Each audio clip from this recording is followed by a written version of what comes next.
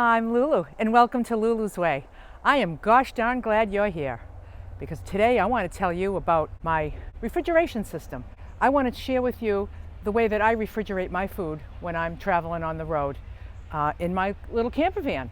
I knew that I needed a lot of space, like a nice big huge cooler is what I wanted, but I also don't want to stop and get ice all the time. I did that. I did that for the first few years of my van life. I had a cooler and I would stop and get ice every few days. And I didn't really go on long trips then. And I was imagining having to get ice every few days as I was traveling for longer periods of time. And I didn't want to do that because it's kind of messy. So the 12-volt refrigerators that I was looking at, if I had the space for one this big, you'd open it up and there would just be very little tiny space in it because there needs to be space for the whole motor and all the insulation and everything. So, you see a fridge this big, you don't get fridge space that big. It's always a lot smaller than what the fridge looks like. So I had an idea. And I said, I'm going to try this. For some reason, I think that this is going to work. And it has been working like a charm. I love this idea, and I want to share it with everybody. So this is my cooler right here. It's a 120 quart cooler. 120 quarts, okay? So I can fit a lot of food in here. If I'm going out somewhere for a week, I can get what I need for a week and fit my food in here. This also acts as my bench.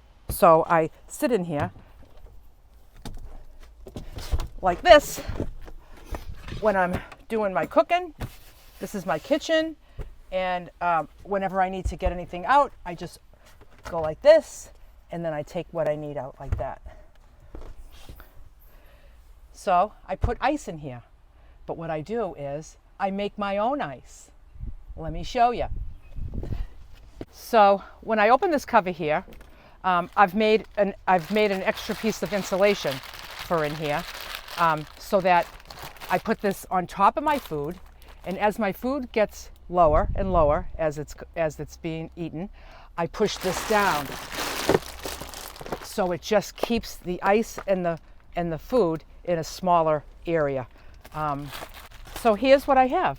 I have these ice packs right here. I have 6 of them. Okay, so there's 6 of them in here with all my food. It's one of those coolers that ice is supposed to last like 4 or 5 days, but I don't know. In my experience, it doesn't really work. But I have it's very, very thick Reflectix.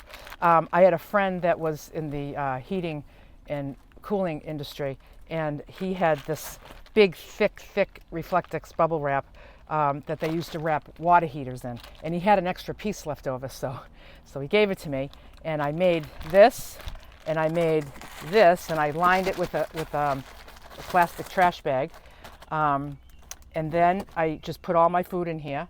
Another thing I did to this cooler is, so I had the cover that it came with was on the hinges, and it was about maybe an inch thicker than this, and it was hard, so I couldn't put a cushion on it because my head was hitting the ceiling. Even without a cushion, I would sit on this and my head would be brushing against the ceiling, and that just was driving me crazy. I could not deal with my head hitting that, so I needed this to be lower. I was like, how can I do it? How can I make this lower? So I thought, how can I make this an inch shorter?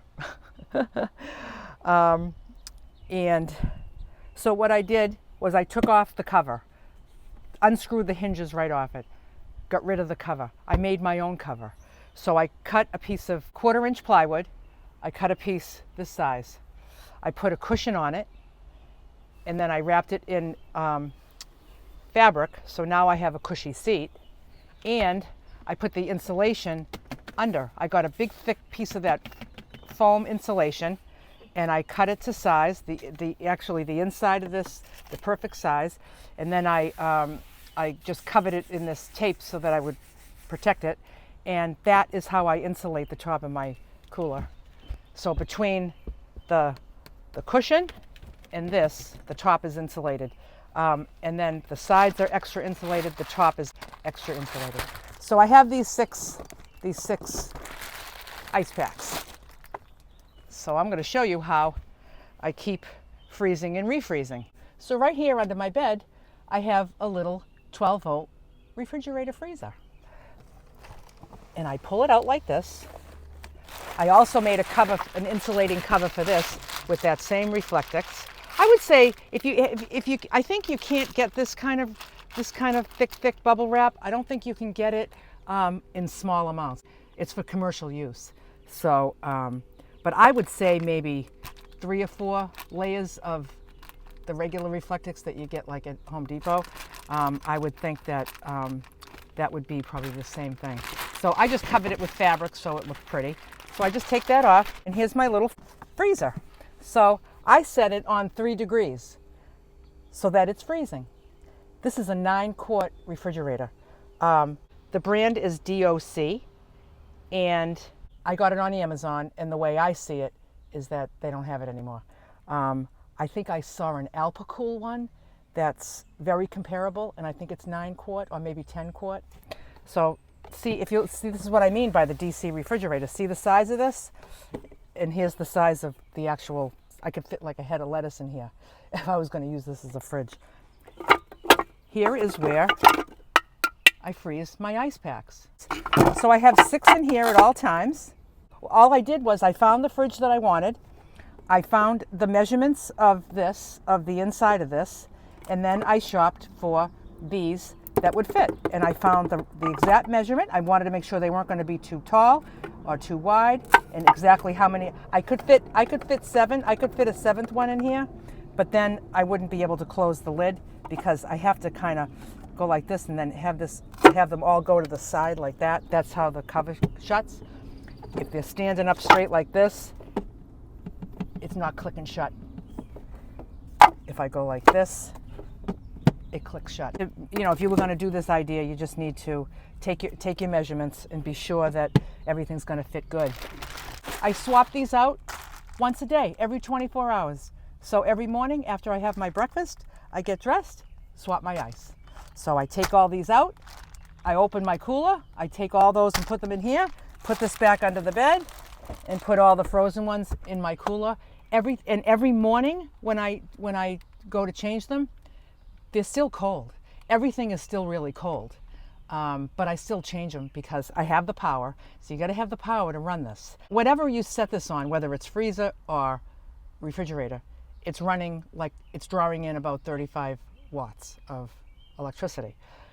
But the thing with the freezer is it runs much more often. When it's set on refrigerator, it's going to shut off way more often than it does if it's set on freezer. Right now, this is drawing in 0 because it's at 3 degrees right now. It doesn't need to run. But as soon as, you know, give it some time and it's going to kick on again because the sun's shining, and it depends on the weather too, you know, how often. But I'm able to make the electricity to